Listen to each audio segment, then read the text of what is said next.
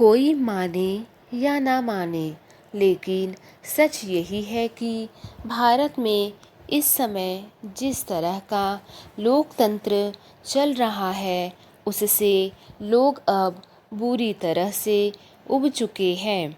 भारत में अब लोकतंत्र का दूसरा मतलब अब बिना किसी डर के खुला भ्रष्टाचार और पद पर बैठकर चाहे जिस तरह की बेईमानी करना हो गया है।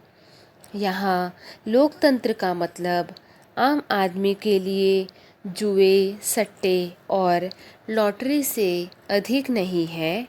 देश के लोग जिस प्रकार कोई आदमी लॉटरी में करता है कि एक बार इस लॉटरी का टिकट लिया और उसमें अगर इनाम नहीं मिला तो फिर किसी दूसरी लॉटरी में किस्मत आजमाने के लिए टिकट खरीद लिया, कुछ वैसा ही कर रहे हैं।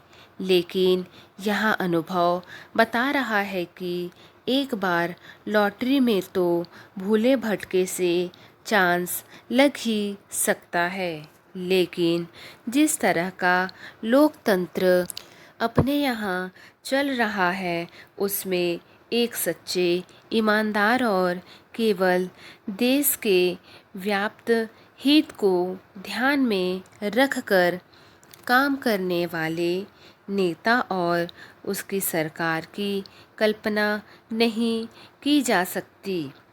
भले ही हमारे पितृपुरुषों ने बहुत सोच समझकर संविधान को बनाया हो और उसमें आज जिस तरह का लोकतंत्र चल रहा है उसको लोकतंत्र राज्य ही सबसे श्रेष्ठ विद्या माना हो, लेकिन समय की कसौटी ने बता दिया कि लोकतंत्र के नाम पर भारत में जो ग्रहण लगा है अर्थात भ्रष्ट, स्वार्थी और नैतिकता से विहीन पद्धति चल रही है, वैसी दुनिया की किसी अन्य शासन व्यवस्था में नहीं है।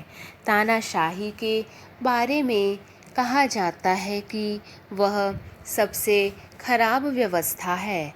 वहाँ पर कोई गुंजाइश ही नहीं है, सब गुलाम होकर रह जाते हैं और तानाशाही जो भी कहता है उसको मानने के लिए बाध्य होते हैं।